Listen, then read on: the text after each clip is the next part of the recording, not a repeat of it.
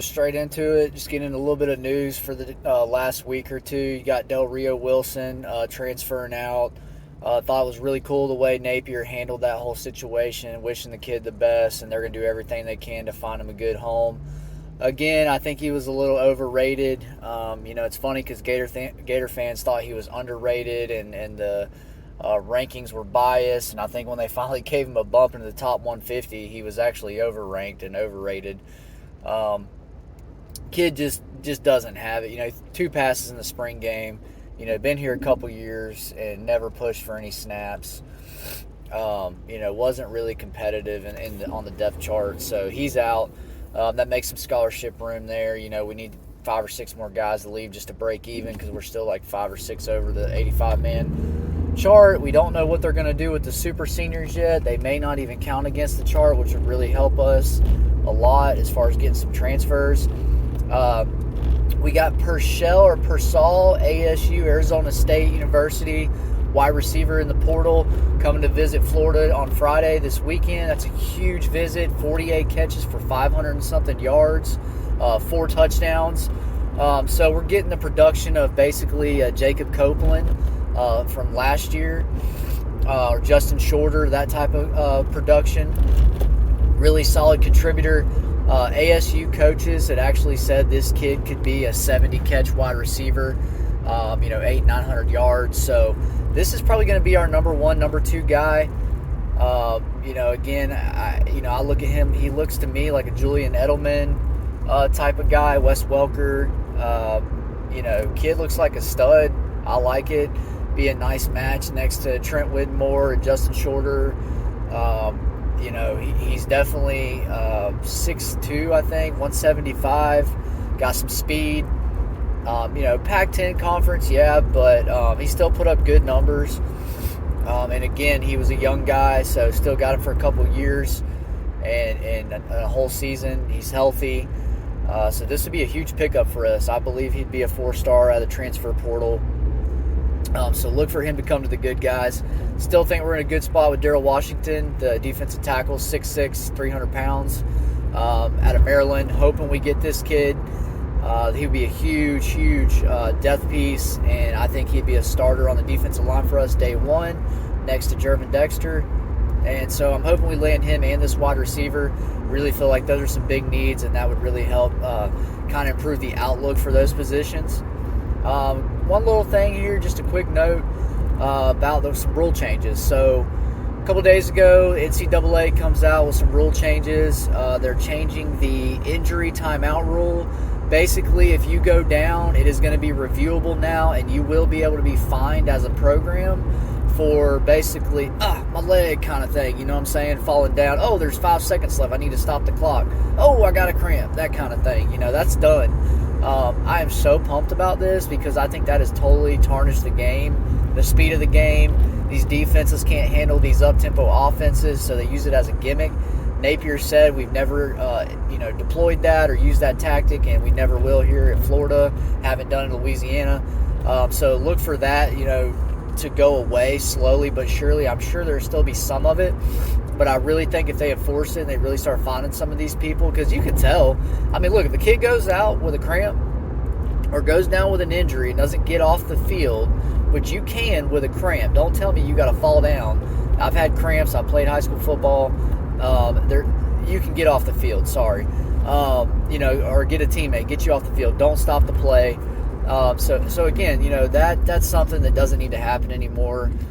They can go and review the trainers and say, did this kid have a legitimate injury, blah, blah, blah, that kind of thing, and basically slap them with a fine, which I think is going to happen. Other Gator news out there, girls softball struggling a little bit. 1 for 3 with Alabama. Won 1 game, lost 2. I think they're like 37-11 or 37-12. They're good. They're not great this year. Look for them to go, probably midway through the tournament and get bounced. I like the softball team. They'll bounce back. They need to kind of get a couple more elite hitters and a couple, another elite pitcher, because pitching's not elite this year. It's really good, not elite.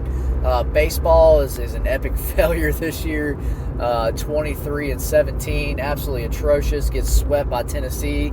Tried to redeem themselves Sunday. We're winning the game 4-0. Tennessee comes all the way back to win 6-4 at the latter half of the game in the ninth inning.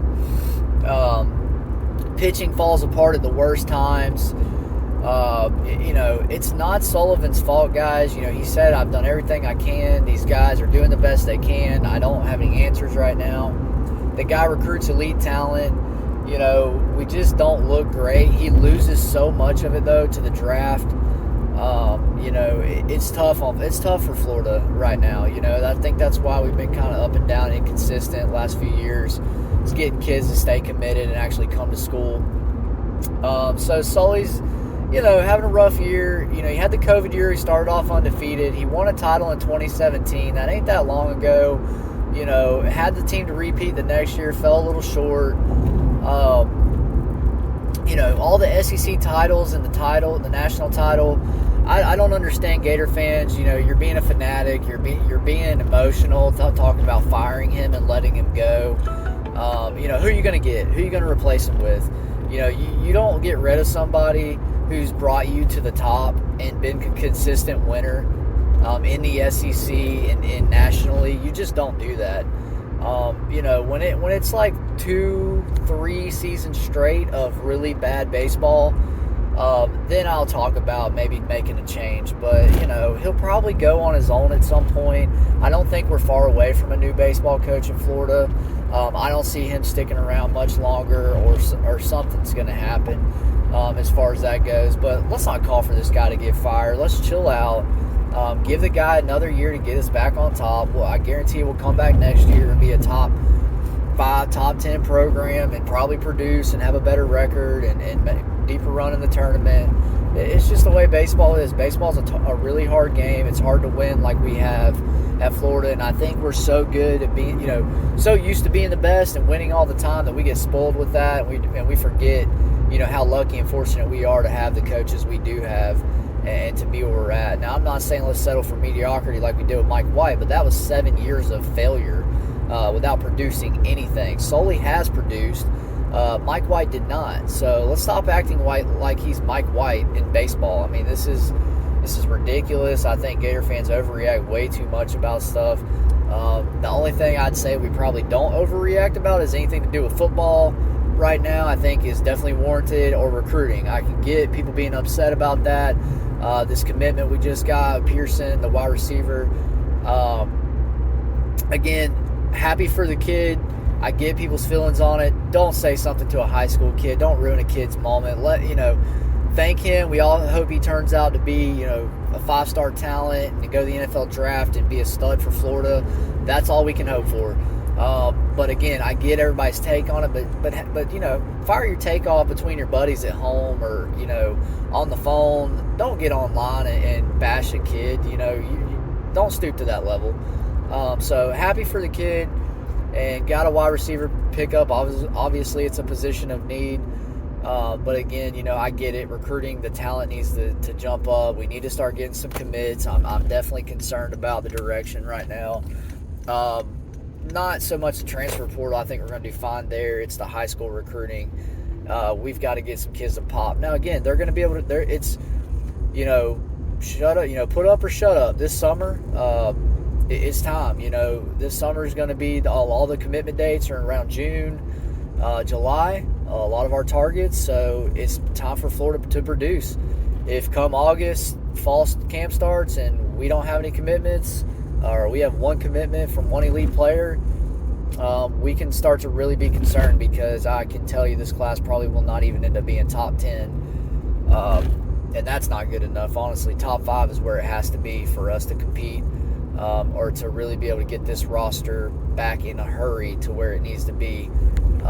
Think about it. One bad recruiting class this year puts us another year to 2 years behind, because those guys don't produce the first year most of the time. They redshirt. So again, that puts us another year behind. So you're talking about a 4-year rebuild instead of a 2 to 3.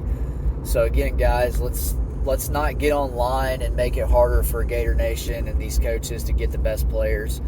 That's all I got for today, guys. Y'all have a good one. I appreciate your time. Please like and subscribe to my channel.